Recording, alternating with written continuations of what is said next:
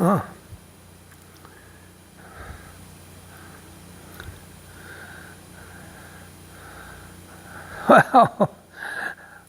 I'll tell you the truth. I'll tell you the truth, Howard.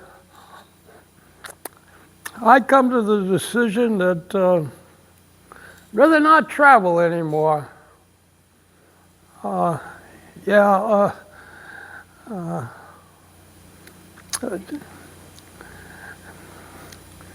You remember Christmas time when you had the party in here, right here?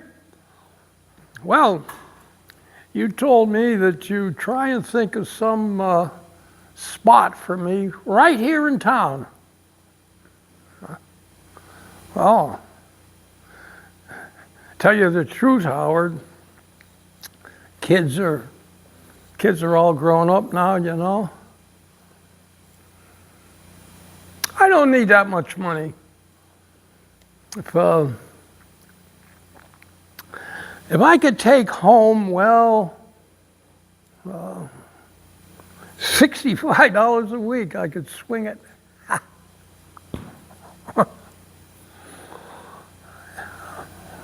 Well, I'll tell you, frankly speaking, just between the two of us, I'm just a little tired. Well,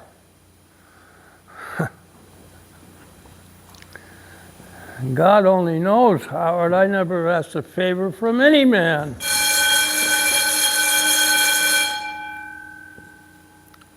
I never asked a favor from any man. I was here 30 years when your father used to carry you in on his arms.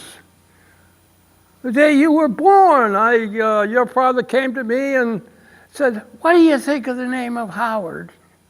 May he rest in peace."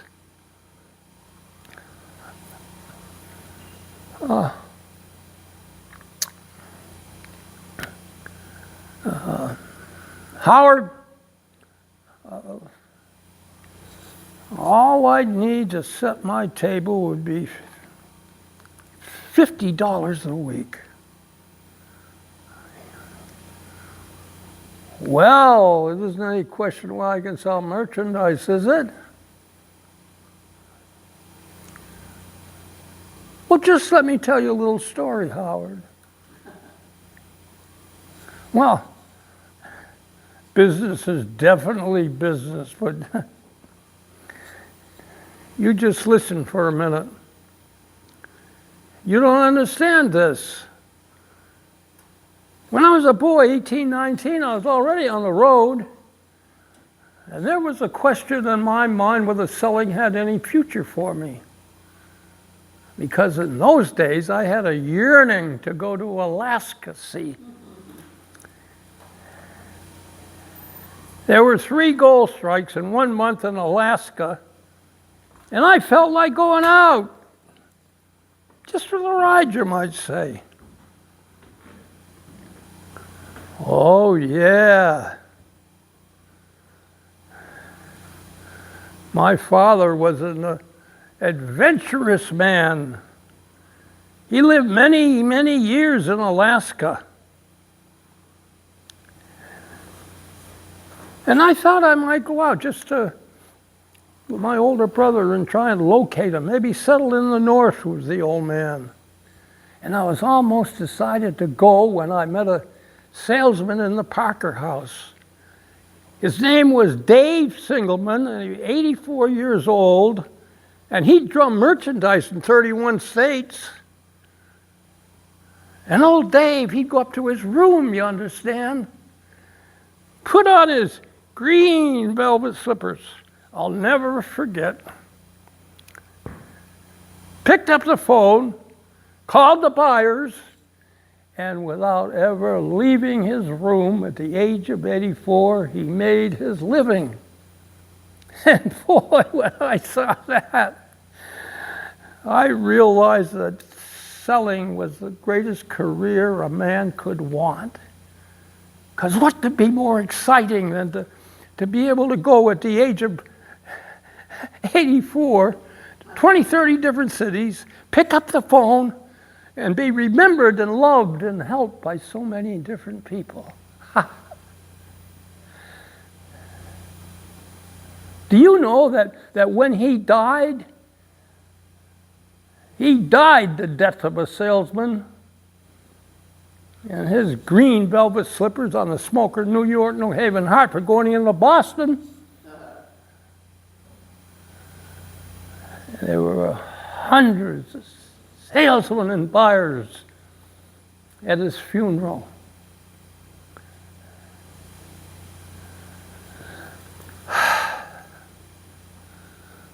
Do you see what I mean? In those days, there was personality in it, Howard. There was friendship. There was comradeship. There was gratitude in it. Today, all cut and dried, there's no chance to bring friendship to bear or personality. They don't know me anymore.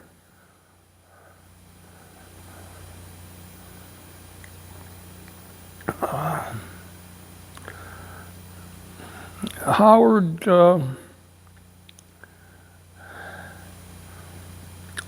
I could set my table with $40 a week. Well, it isn't a question whether I can sell merchandise, is it?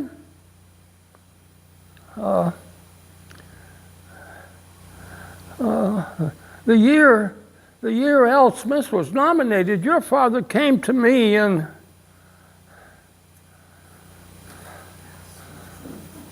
I'm talking about your father. There were promises made to me in this office.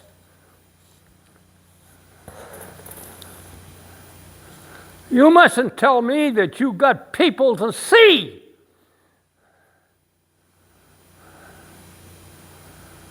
I put 34 years into this firm, Howard, and now I can't pay my insurance.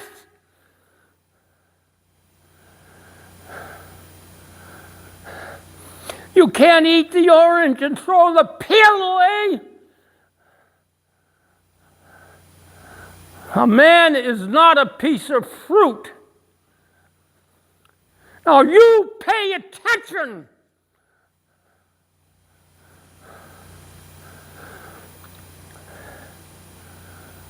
Your father, in the year 1928, I had a big year. I averaged $170 a week in commissions. Wait, can I stop you right there and can we go back a little bit? Because the first part, No, tell me. Well, that's what I'm doing. Tell me. Don't tell me to tell you as I'm telling you. Okay, what do you want? What do you want? Yes, stop the video, please. I got you. I heard you. Okay.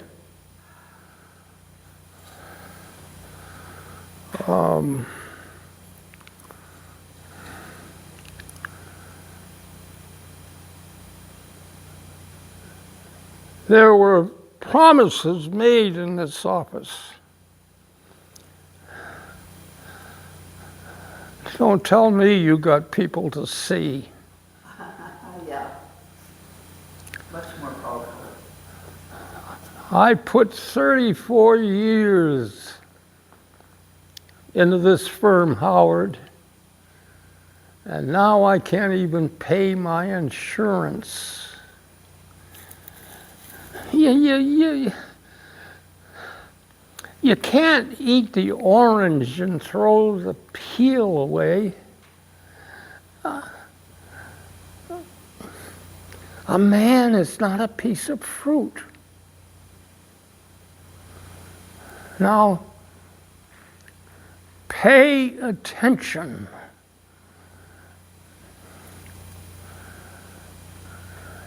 Your father, in 1928, I had a big year. I averaged $170 a week in commissions.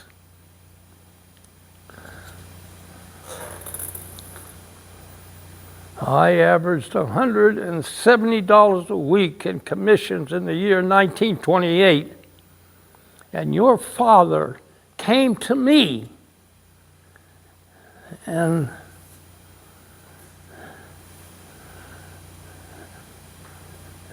it was right here in this office. And he put his hand on my shoulder. Don't yell that, it's a loving memory. And he put his hand on my shoulder. It's a loving memory. Loving. What? Loving memory. It was right here. You're going back to when everything was great, when you were young and powerful, and what his dad did. And he you're put... kind of in a past reverie there.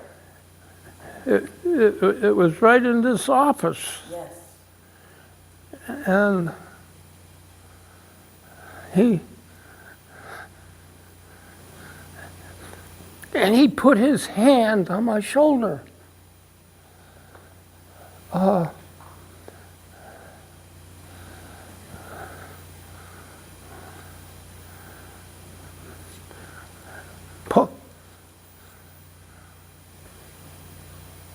Pull myself together. What the hell did I say to him? My God, I was yelling at him. See, of course, that's where I get the yelling, you know, it's in the lines, but that's I know okay. it's in the lines. That's okay, it's okay. I understand what you're saying. I hadn't said it yet. Well, I understood what you said prior to what you're going to say now. I was going to say something new right now. Well, I'm listening. I'm listening. Everybody get a note of that? When you say, I would love also if you come up a few feet, because I guess this guy has gotten fed up and he walked out of the office, let's say. Yeah, he walks And out, then, yeah. If you walk a couple of, like, you did that perfectly, whatever, you think you were yelling because it doesn't matter whether you were or not. Because, oh my God, I was like yelling. Right. You think you were, you don't know, because when you get mad, you yell. Right. So, you know, and you're confused at this point. Right. But born your soul. Right, and it right. was very, very moving. You are a strong presence. You don't have to do any more than be. Right. And when you tell that story, it is so poignant. When you're not underlining it with, I'm right and you're wrong kind of thing. Your dad and any child would love to hear that about their dad. Yeah, I understand what you're saying. So I think that is a stronger choice when you say in this office. Yeah. When you're until you get used to it, and then you can reject all of it if you like. Certainly, it's your role, but it's much more. It's the death of the salesman. No, it is the dying, and it's perfect for you to do it. I guess as an actor, I like to. I know, but that's. No, I like to get that. I like to get the, and that isn't always the best choice. No, it's always the best choice. Okay. No, because a stronger choice often. No, I loved when you were. Say he left, and you were trying to think about what that moment of silence is also very powerful, because it's such a heart-wrenching scene. No, it is. It is.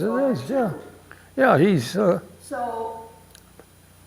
Well, Do you want to do the whole thing again now, or do you want to wait until some other people go and then get up and do it again?